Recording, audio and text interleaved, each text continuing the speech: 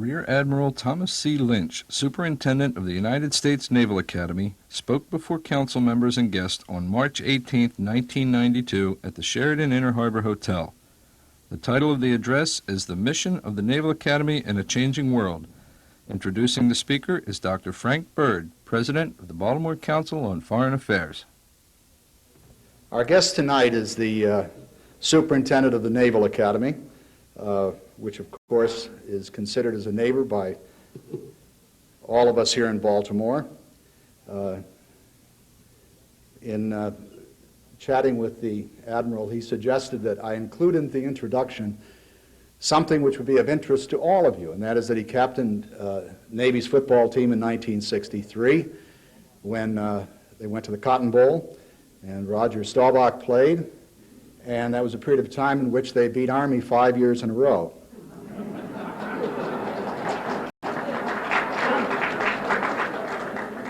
And I said I might not mention that. And he asked me if I was a Redskins fan. I'll save it until later to explain. I should mention to the Admiral, I'm a West Point graduate, and I almost censored that comment about 5 years in a row. The Admiral's had an outstanding naval career, obviously. He's gone through a series of assignments at sea. He has been in Washington. He was the Navy's legislative representative there. Most recently, before coming to the Academy, he was in commander of a cruiser-destroyer group, which was the part of the first battle group, I believe, which went into the Red Sea after the Iraqi invasion of Kuwait. So he's had all the basic experiences which a successful naval officer should have, and he has had nice Washington experience, and by an accident of history, he's living in an extraordinarily interesting period of time. We all know that the past 30 years or so has involved a particular struggle involving the Cold War, and we're not sure what the future holds exactly, but it certainly will be a little bit different in the 21st century. And all the people in the military are reconsidering of necessity what their role will be and what their services role will be in the future. And therefore, since his career covers those periods of time which are so interesting, his topic tonight will be his personal career in the Navy, past, present, and future, which covers two extraordinarily interesting periods of time: the Cold War, which we hope is past, and its aftermath, the new American foreign policy for the 21st century. It's my great pleasure to introduce and present to you Admiral Lynch.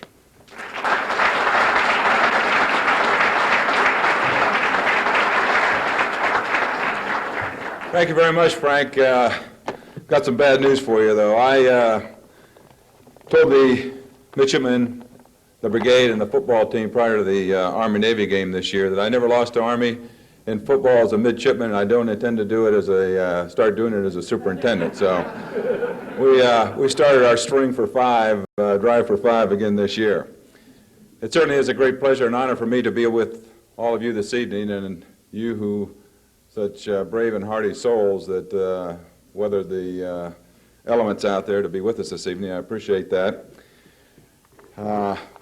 As Frank has mentioned, he did not mention, but I'm from Lima, Ohio, not knowing much about the military, but now that I have achieved what I think one of the finest jobs that I could have ashore anyhow is as Superintendent of the Naval Academy, it's very easy to get puffed up with yourself sometimes, but then I always recall the story of the three English gentlemen that arrived at Waterloo Station. This is back some years ago, and very staid and pompous English style. They arrive and they walk into the diners, the club car, and each sits in the chair, a reserved chair for them, neither saying a word. They pick up the newspaper, the London Times, and they begin reading, and of course with their spot of tea. And after the appropriate interval, which turns out to be about 20 minutes, the first lowers his paper, looks around, and says, Alan Kendrick Holmes, retired admiral, married, 2 sons, both doctors, doing fine. Raises his paper and continues on. Appropriate interval later, the next lowers his paper. Alan Carrington, retired admiral, married, 2 sons, both barristers, doing well, and raises his paper. And the third, after the appropriate 20-minute interval, lowers his paper. James O'Houlihan, retired bookmaker, never married, 2 sons, both admirals, doing well.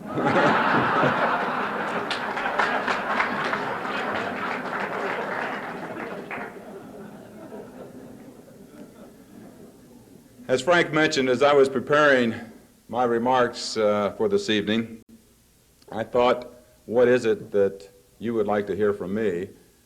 And I reflected on my career in the Navy, and we have said many times, the Navy is a microcosm of our society. And as I look back through my years in the Navy and my years in high school and how I came about coming to the Naval Academy, and I see the changes in how our country has evolved, we see that although there has been many, many changes in our country, one constant has been our Navy.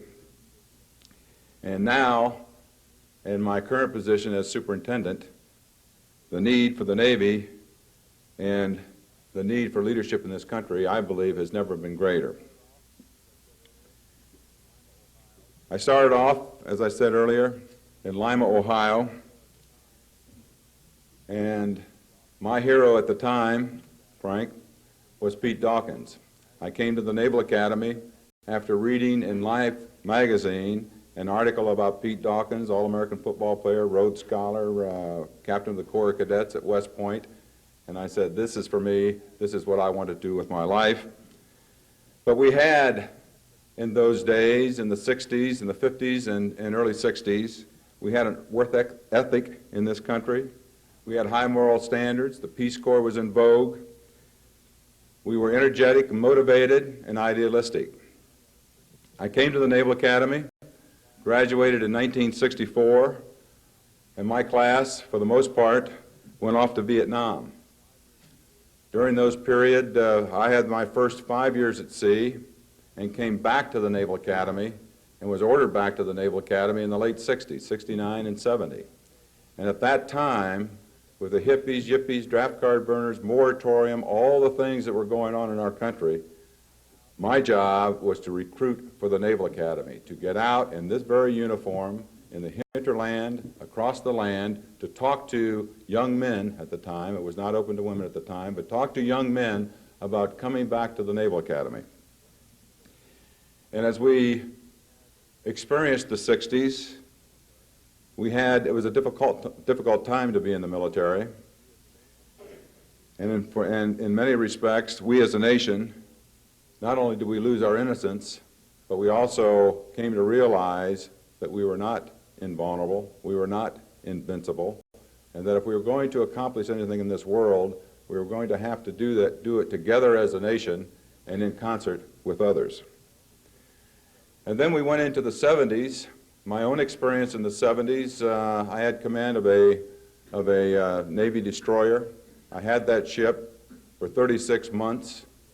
I was gone out of home port 30 of 36 months, and that was a time when we had the Shah of Iran was deposed.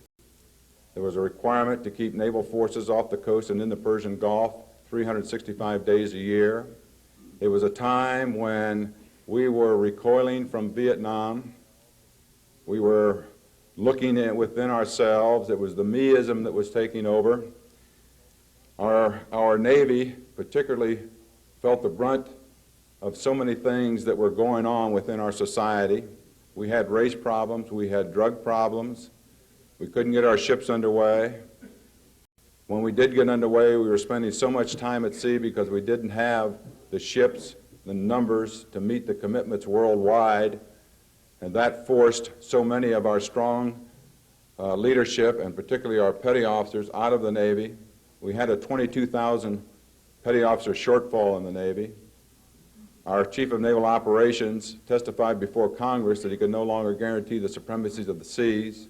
We had our people on welfare, and I can tell you that it was not a pleasant time to be in a leadership position, particularly in the military and particularly in the Navy, in those days of the mid to late 70s. And then in the 80s, we as Americans recognized that the Soviet Union was a threat. We realized that we had to recapture what we had lost. We had to revitalize our military. We had a renewed commitment to defense spending. And as Frank said, I was very fortunate at that time because I left my command. I was administrative aide to the Secretary of the Navy. I had a short stint as the Navy's Chief of Legislative Affairs for the Senate liaison for the Navy as a captain. And then I went to command of a squadron of ships from 85 to 87.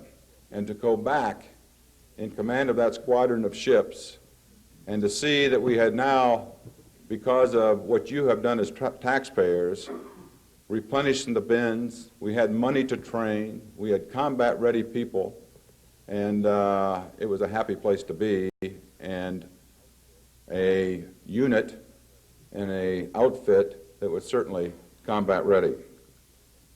And then I came back as the Navy's Chief of Legislative Affairs and had the opportunity from 87 to 89 to operate with, to work with members of Congress who are our representatives of the people, and the congressional staffers, particularly in the Armed Services Committees and the Appropriations Committees, and to see and work and understand how all of us as a republic, we have all of our concerns and needs come together in that body of Congress, and all must be addressed. But it was an exhilarating experience for me to have that opportunity to do so. And then, as my first operational sea at command, as an operational commander, I had command of Cruiser Destroyer Group 12, which was and is some 45 cruisers and destroyers in our base in Mayport, Florida.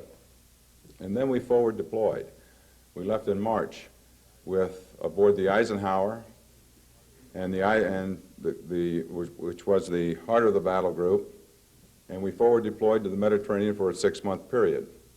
And to give you some understanding of what a battle group is, as I mentioned, the carrier itself, the Eisenhower, is a 100,000-ton nuclear-powered warship with 100 aircraft on board, primarily strike aircraft, bombers and fighters.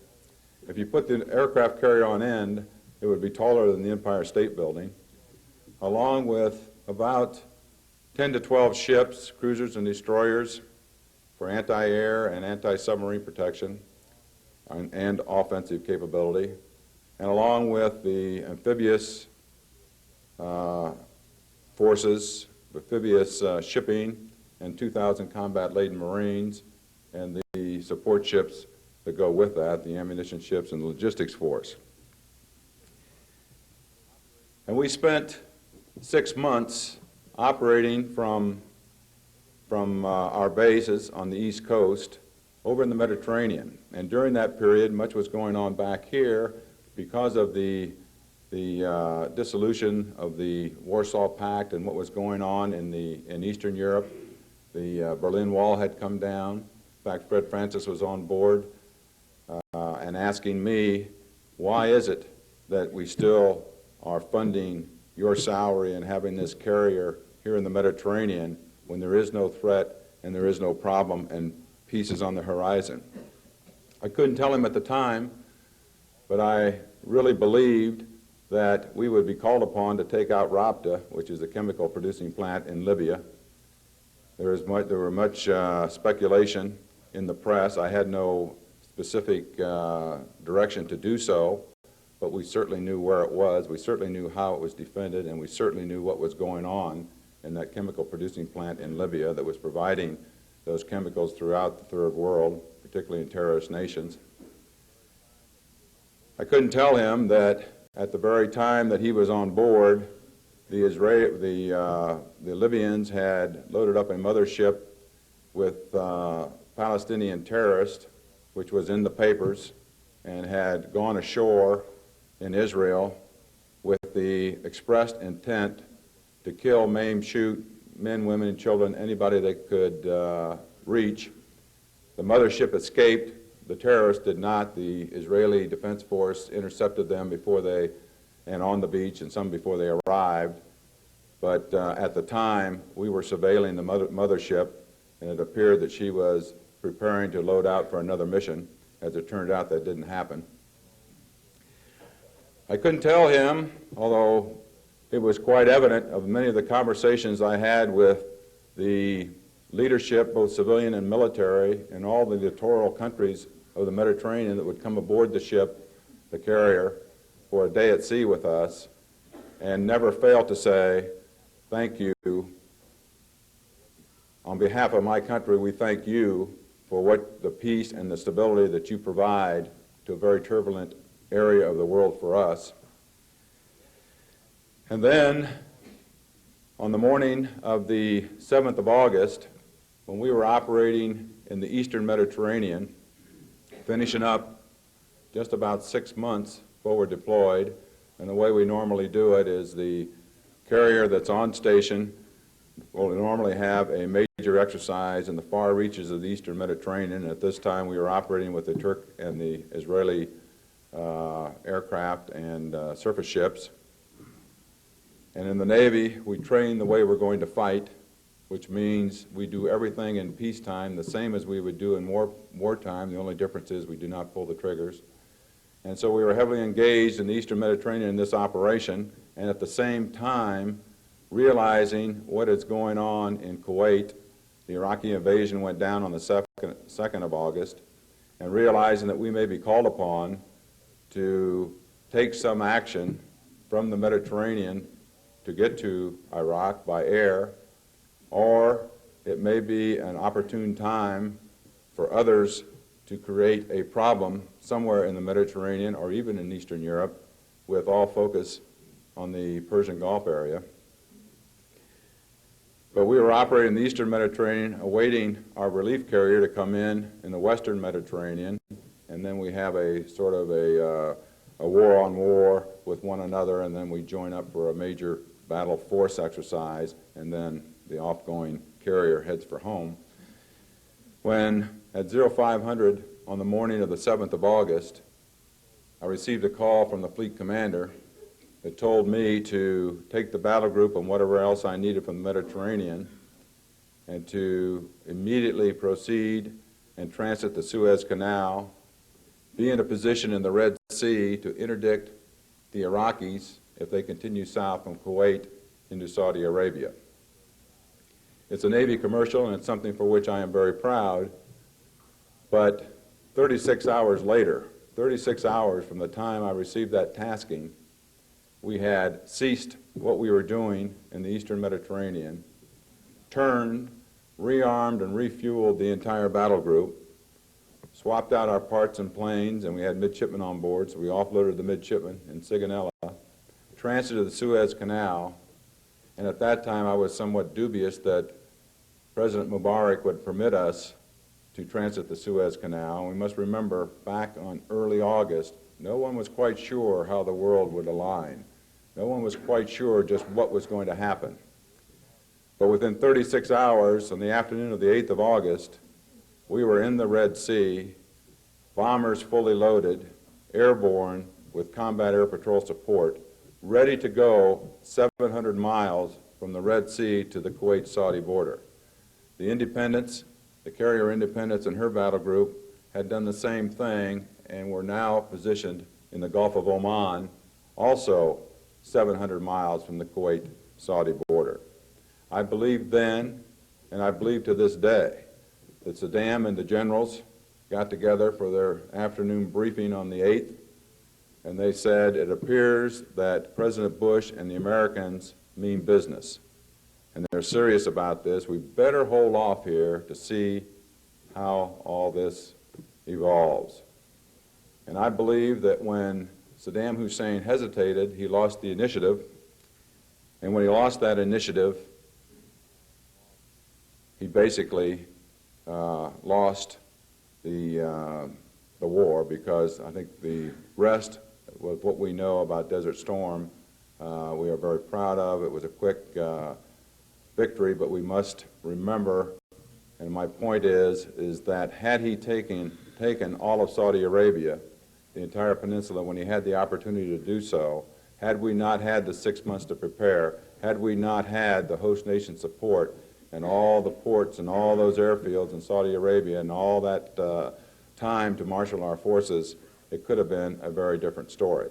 I tell you that not just to give you a Navy commercial, but to tell you that also the biggest lesson from Desert Storm, in my mind, was the quality of our people. The young men and women that we have in uniform today is the very best that we have ever had in the history of this republic.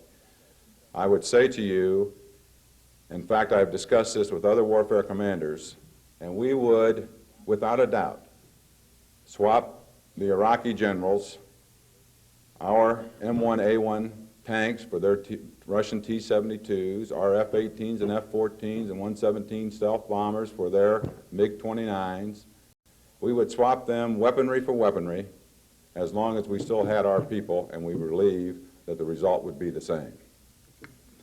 And I think that it's important for us as Americans, because I think that as I have had a career in the Navy, still going, but in my time in the Navy, we have met the Khomeinis, the Gaddafis, the Saddam Husseins, and I believe that those same people, in some guise or ilk or form, will be in our future. As we speak today, we have more than 200 of our ships underway. 44% of our fleet are underway throughout the world. 21% are forward deployed.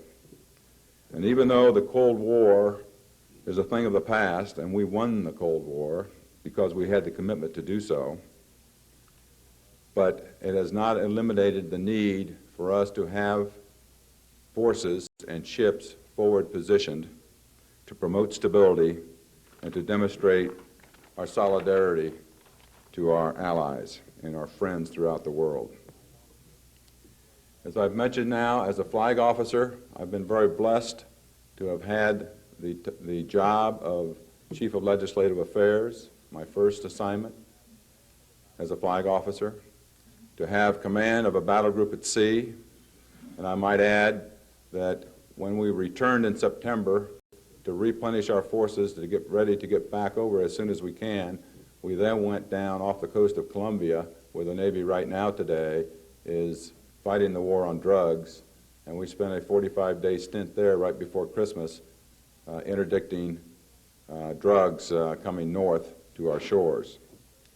And now I've been very blessed, as of this summer, to become the 54th Superintendent of the Naval Academy. And I think there is no greater challenge or no greater job or purpose that I could have at this point in time, because the Naval Academy they are there. We have the Naval Academy to produce that leadership that we need in our fleet and Marine Corps. We know that the defense budget is on the downtrend. We know that there are 500,000 people in uniform today that will not be in uniform by 1995. But I also know that there are many committed, dedicated, educated, well-motivated, well-trained young men and women that we need to retain in our service. And if we are going to retain them, it's incumbent upon us, and particularly us at the Naval Academy, to have the well-educated person of high moral standards and integrity that will go out and motivate that young person so that they will stay with us and they will continue to commit themselves and their lives, if need be, for you and I in some future conflict. And that's what we do at the Naval Academy. From the very onset of the competition for the appointments at the Naval Academy, we look for the scholar athlete, the whole person. We're not looking just at athletics, just at academics, but we want the entire person. And I think that sets us apart from many other schools. We have a good academic program, we have a good athletic program, but we are one of the few schools that I, as the president, and all of us at the Naval Academy are very much concerned about each and every one of our midshipmen for their personal, spiritual, and moral development from the very first day they arrive until they leave us as a commissioned officer in the Navy or the Marine Corps. We have above our chapel, the bronze doors at the chapel, engraved in bronze is the non-CB said, Patriae, not self but country. And it's a very important concept, and it's one that we, from the very first day the young person arrives, we inculcate in them.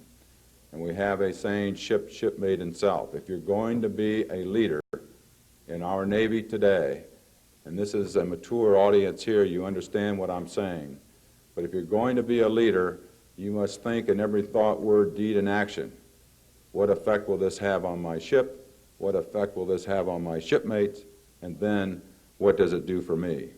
And for us, as I've said, who are a little more mature, it's easy for us to understand, but put yourself in a 17 to 22-year-old, that can be a difficult concept to grasp at times. We have, I'm proud to say, the very best and brightest. The statistics for the class of 1995, 11,500 applicants, 5,400 received nominations, 2,000 fully qualified, and we brought in about 2,000, we brought in 1,133 in the class of 1995, our plebe class. SAT, math, 665, verbal 560, 86% varsity athletes, 81% top 1/5 of their class, 56% president or vice president of their class, and it goes on and on. Not all will stay for a military career. My job, my charge is to motivate them to do just that. But with our pyramidal structure that we have in the military, we can't take all of them if we wanted to. But we as taxpayers, I don't believe that we are shortchanged, because of the 57,000 graduates that we've had from the Naval Academy since 1845, we've had a president, we've got a couple of cabinet ministers right now today, we've had a host of congressmen and senators. Half our astronauts are Naval Academy graduates. 1,500 of the Fortune 500 CEOs or presidents have been Naval Academy graduates, and it goes on and on and on. And it's obvious that we have a disproportionate share of flag officers, both admirals and generals, in our military throughout the history of this nation. So I believe that you will hear, and you have heard, the cost of the education at the Naval Academy, but I believe that because our graduates, because of what we do during the 4 years, everything is focused on that leadership, that these young men and women take their position in our society, in government, in industry, and military, and are in fact the leaders of our country. I am a little concerned about the future. We know the defense budget is shrinking. We are not very good as a nation in predicting world events, and I think back on the Soviet development of nuclear weapons, Sputnik, the attack on North Korea, or on South Korea by North Korea, Pearl Harbor itself, and of course, obviously, the fall of the Berlin Wall and the complete dissolution of the Soviet Union. I don't believe that any of us could have predicted that 2 to 3 years ago. In fact, it was reported just last week that Pravda went under, a victim, and I quote, "the country's march to capitalism that has landed them in debt." So I guess that tells us that the only certainty is uncertainty. But as we look to the future, and we look at the reduced budget that we see in the military, and we're talking about less than 3.5% of our gross national product, I am very fearful that what we will have in the 90s will be similar to what we saw in the 70s. And at a particular time when there are obviously very severe social demands placed on us as a nation. 1 out of 4 freshmen fail to graduate from high school in our schools today. It's 7 out of 10 in LA and 6 out of 10 in Detroit. You couple that with an article I recently was in the Monday edition of USA Today. It says that by the time they've finished elementary school, the average child has watched 8,000 murders on TV. Already this year, 56 shootings have occurred in or near schools in New York City alone. Every day, 8,441 teens become sexually active, 2,700 of whom become pregnant, and almost 1,400 babies are born to teenage mothers. These are serious problems that we as a nation must face and must deal with. We have 3 serious deficits in this country: the trade deficit, the budget deficit, and the social deficit. I, as much as any person in this room, am concerned the fact that we are not educating our youth, and that same youth is being introduced to drugs and weapons and violence, and their music is obscene. And where are the Pete Dawkins of today? Where are their heroes? And at the same time, we have an AIDS epidemic. We have a problem with infrastructure of our cities, infant mortality. It goes on and on. But I also believe, as I said at the head of the program, that Khomeini's, Gaddafi's, Saddam Hussein's, and others, one could make a case that the world is less safe today from a military standpoint and from a conflict view than it was 2 to 3 years ago. I'm reminded of the words of Winston Churchill just prior to World War II. And when the subject was the conventional wisdom of the day. And he said the conventional wisdom is that war is too foolish, too fantastic to be thought of in the 20th century. Civilization has climbed above such perils. The interdependence of nations, the sense of public law, have reduced such nightmares impossible. And he said this on the floor of the House of Commons, and then he said, "Are you quite sure?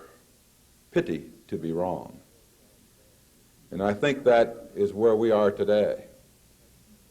I just read the testimony of Chairman Powell and Secretary Cheney before Chairman Aspen of the House Armed Services Committee.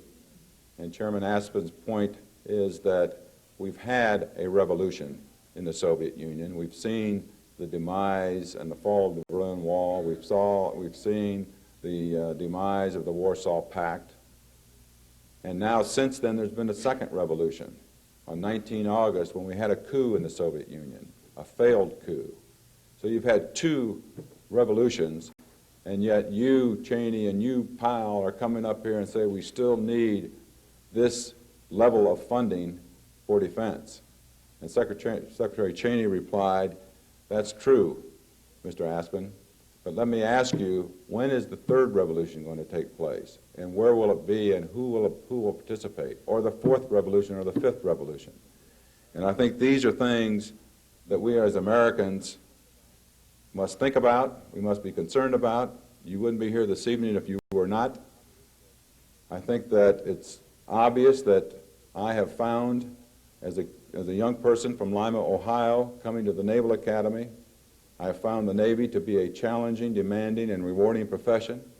I believe that being in uniform, I subscribe to a tenet of peace through strength, and the whole purpose of you paying my salary is to deter war, and when deterrence fails, we must resolve it on favorable terms to the United States, and we did just that in Desert Storm.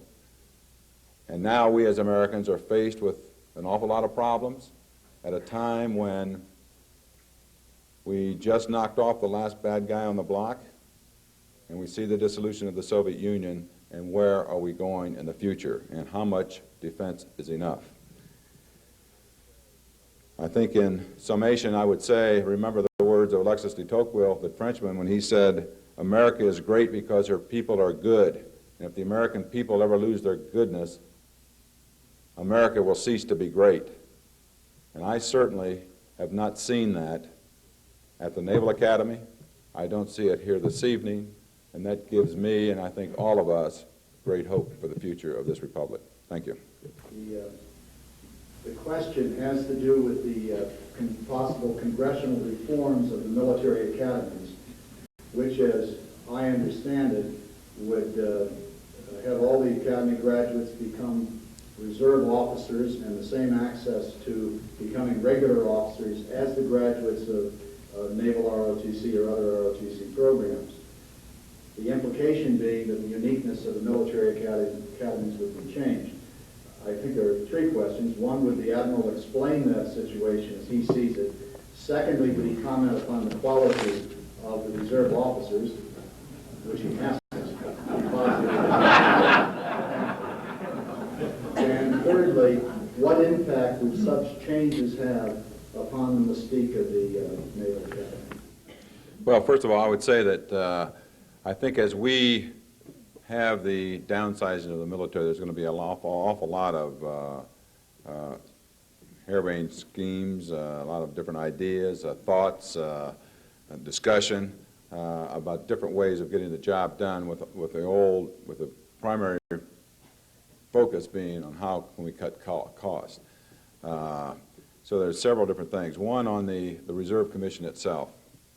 The Congress passed in the law on the last defense budget, there's now a requirement in the law that all service accessions, all officers coming into all of the services will have a regular and not a reserve and not a regular commission. I'm very much opposed to that because, and the purpose for that is that Senator Nunn believes, and many members of Congress, that competition begins when an officer is commissioned. And there should be competition, and only those that compete and do very well on active duty as a commissioned officer should be allowed to have a regular commission in the armed forces. And the regular commission and reserve commission, not that much difference, except that I say a regular commission is somewhat akin to tenure in academia, because there's some other hoops that the military would have to go through to get a regular officer out of active duty, whereas a reserve officer, you could tell them, appreciate your service, don't show up on Monday. And a lot of that is going on right now, not in the Navy, but in the other services, as they are forced to downsize very quickly and very radically. And so I disagree, because I say that competition began at age 18, when we had a level playing field, and all young men and women compete at that time very vigorously, and it's very keen competition, as I mentioned, just the statistics for our incoming class, for an appointment to the Naval Academy or to ROTC. And during the 4 years at Annapolis, we are now running about a 24% attrition rate. During 4 years at Annapolis, they're under intense competition. And so I say that we have a seasoned person somewhat that knows what competition is all about. And then to turn to them after the 4 years and say now, and this is a young 17 or 18-year-old that said, I will come to the Naval Academy for 4 years, I will obligate myself for 6 years on active duty following that, and then after 4 years of intense competition, turn to them and say, now we're going to give you a regular reserve commission in lieu of a regular commission, when the purpose is to provide professional naval officers and career naval officers for our force, doesn't seem right to me. So I've argued it, one, on the inequity of it. I've argued it on the fact that the quality and retention, I believe, will be hurt at our service academies. If I can get the same thing at less effort and a less obligated service as I can at ROTC right now, and then why would I want to go to a service academy in lieu of a civilian school? And then if as our students are going right through right now in the dark ages with EE and the commandant banging them over the head, and it's 7 days a week total immersion program. Why am I doing this when I could be having a good time somewhere else if I'm only going to get a reserve commission anyhow? And then I finally, my third prong of my argument is that in my own case, I graduated in 1964, highly motivated for a career of naval service. I married this beautiful lady that's sitting here in the front row. We had our first child when I was deployed on my first deployment. I came home. I was home for 1 day, and then we were underway for hurricane evasion out of Mayport, Florida again. I left my new baby and my wife, and now it's time for me to make that overt act to write to the Secretary of the Navy and ask for a commission in the regular Navy? No way. But I will wait to see what my next tour is like, and here I am today. So, but all those arguments and that line of reasoning is defensive and emotional, and we need to argue it on an intellectual plane, and it's pretty tough to articulate because basically it's the philosophy, the mental philosophy of come to the Naval Academy for a career, for a regular. You're one of us. We want you as a professional naval officer, and we want you to be a career naval officer. Beverly Byron, chairwoman of the House Armed Services Committee, is holding hearings the end of this month on the 31st, and all three superintendents will have a chance to air that.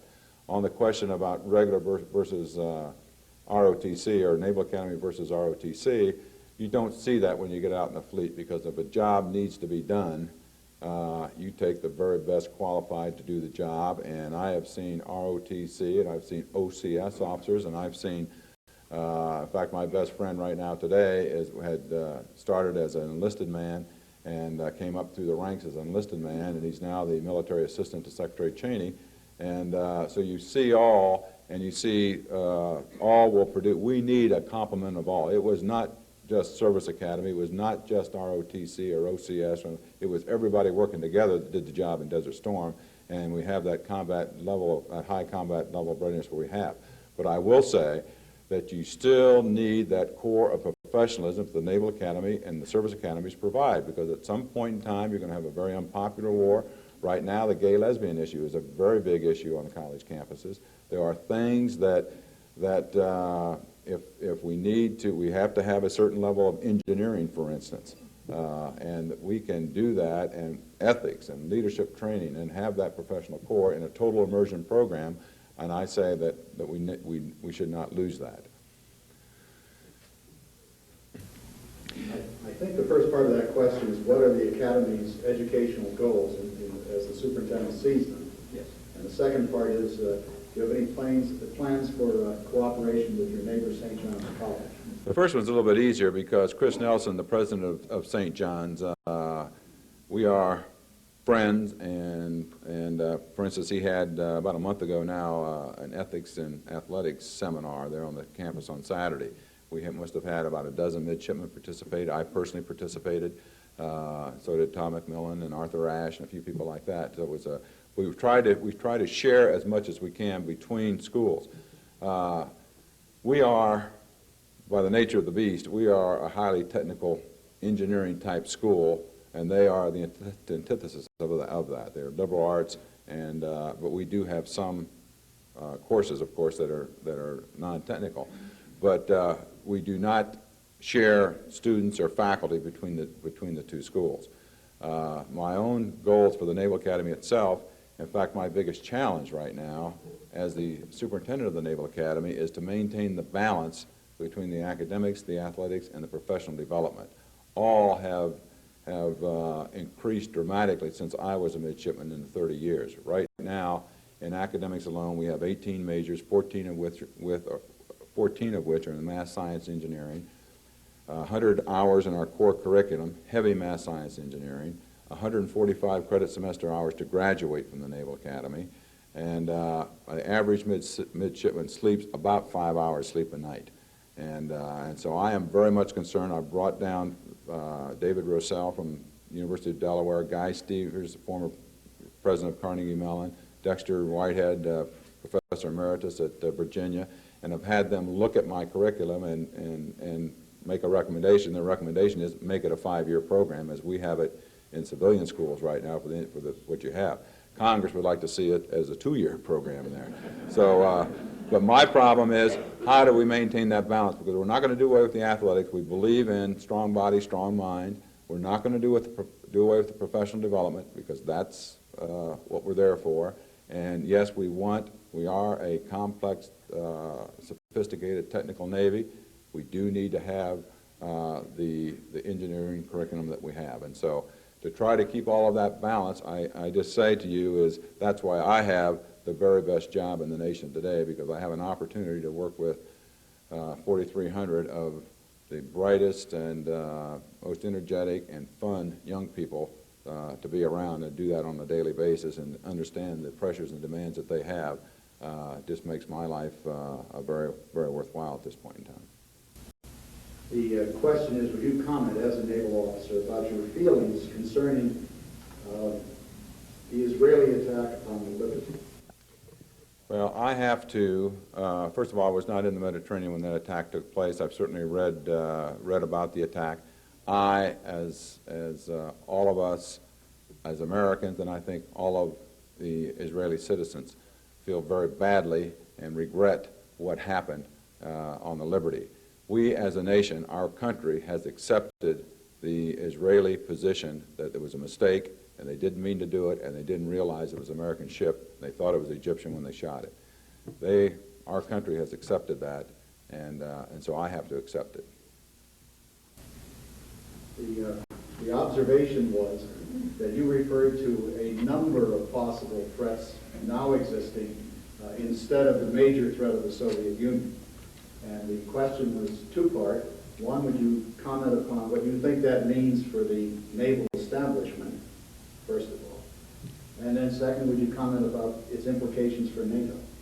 Well, first of all, on the what effect it's going to be on the Navy and the naval establishment, we know that we're going to have less ships. In fact, Secretary of Navy spoke to the brigade. Secretary Garrett spoke to the brigade last evening and said we are currently reducing, decommissioning our ships at the rate of 3 every 2 weeks, and that will continue throughout this year. So we are rapidly downsizing as a Navy, Mike. And in fact, in the ship construction budget this year, we have 4 destroyers and 2 minesweepers. And not that many years ago, when I was the Chief of Legislative Affairs, we had 20 to 22 ships to maintain the size of the fleet that we have, that we feel if you're going to be called upon to protect the sea lanes, then you're going to have, that means having ships at sea, and if you're going to have ships at sea, that means sailors like myself being aboard those ships. And so I foresee, as far as the operations of the Navy, we were going to have to do what we are doing today with less ships and less people and less funding. And hopefully we'll reach not lower than the base force that the Secretary Cheney and the President has espoused and has presented to the Congress in this year's budget. And I think that as long as the world remains docile from an American standpoint, we'll be all right. But the first time we have a conflict, we are going to be stretched and stressed, and at that point in time, it will be a question of just how far we have reduced. As far as former Warsaw Pact countries being a part of NATO, I foresee that happening someday. We now have the unification of Germany. It's not unthought of to see the Poles or the Czech or the Hungarians could very easily be a part of NATO. I think that it's not going to happen, obviously. I didn't think the Berlin Wall would go down in my lifetime, but I don't believe that will happen within a year or two, but 5 years from now, I think it could be a real possibility, and I see nothing wrong with that. The question, I believe, is how do you see the role of the Naval Academy in the recruitment and development of women for leadership positions in the Navy? It's kind of interesting. The ship that I had command of for 3 years in 1977 to 1980, I spoke to the commanding officer of that ship today because he had just been selected for captain. He was and he's a personal friend, and he's very happy about that. But he was telling me that he has 1 female officer, Naval Academy graduate, 1 female chief petty officer, and about a dozen female enlisted women aboard the ship. And of course, as it turns out, there's a, and I won't go into the details, but there's a special segment in the ship berthing area that was we constructed for the Lamps helicopter pilots that we had on board, and that deck, and it fits perfectly for those women. And he said, I want to tell you, she's doing a great job. And I said, you know, I expected it, and it's not a surprise. We see that at the Naval Academy today. Right now, the Naval Academy, women are a minority at the Naval Academy. We have about 10% of the brigade are women. Just a little under 500 midshipmen are women at the Naval Academy. And that's because we have about 10% officer billets in the Navy and the Marine Corps right now for women. You may or may not know, but in this past bill that was, this last bill that was passed by Congress, there is a clause in there that opens aviation billets to women. And the reason for all this, of course, is because of the combat exclusion clause in the law. And but Congress eliminated that, or said it's all right for the Department of Defense if they want to put women in combat billets in aviation. And Secretary Cheney has appointed a commission to study that in each of the services.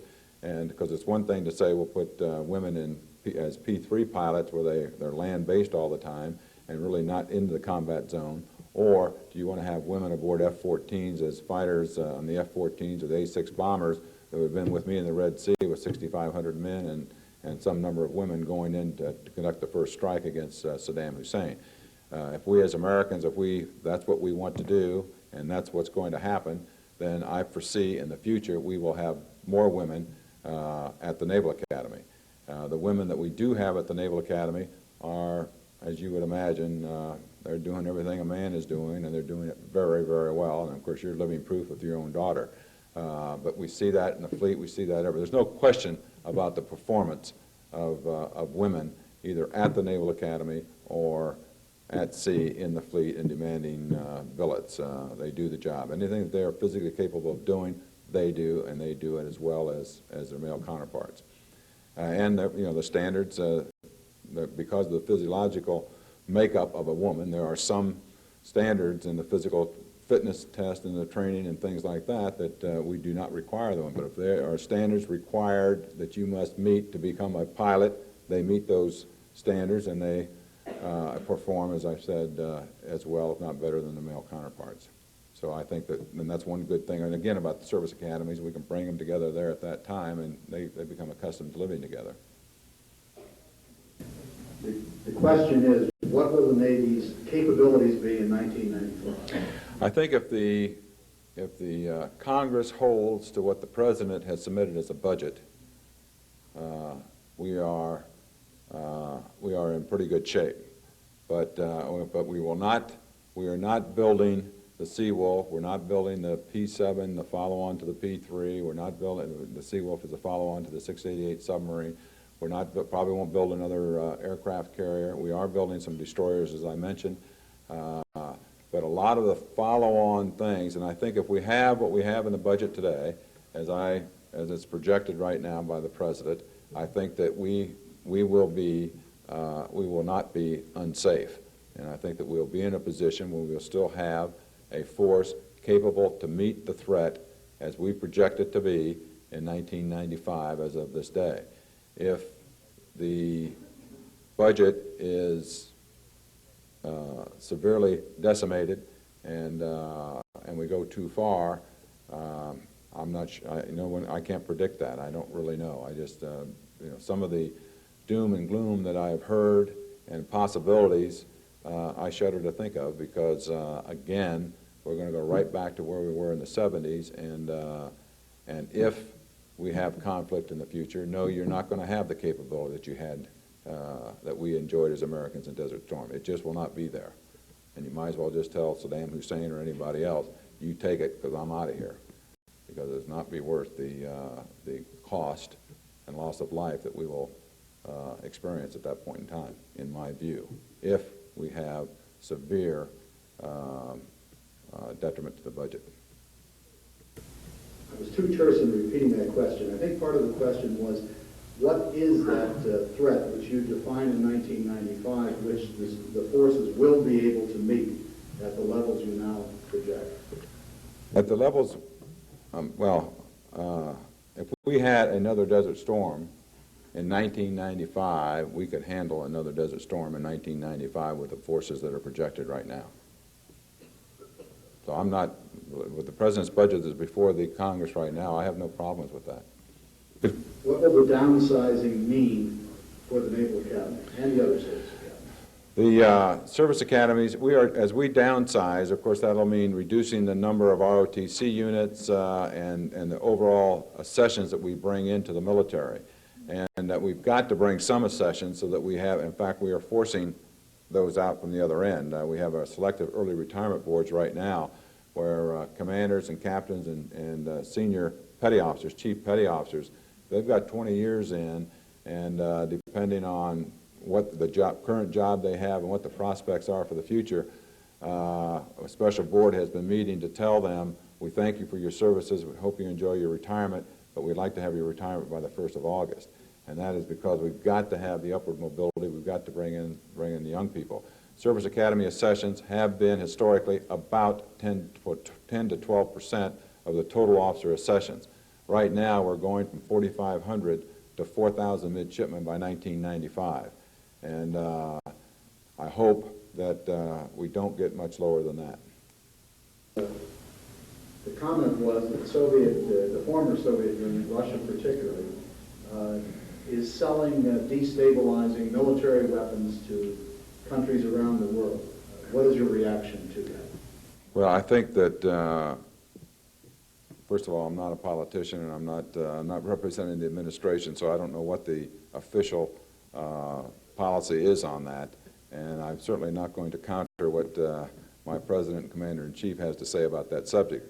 I will tell you, as a person and as a naval officer, and on a personal answer to that, I think it's horrendous. I think that it's absolutely wrong. I'm the guy that's going to be facing those weapons in some third world tertiary country somewhere at some point in time, and we should not permit it. I wish that we could stop them from doing that. We understand the dire need that they've in. They've gone through their gold reserves, and now what else do they have? But nevertheless, that bodes ill because of the high-tech weaponry that we see that's proliferated throughout the world today. When we talk about the violence on our own streets, I mean, it's you look at the world, the global nation, and the nation of states that we see, and the mass weapons of mass destruction that are available to them now, and what's out there. It's a scary thought, and to think that the Soviet Union would be furthering that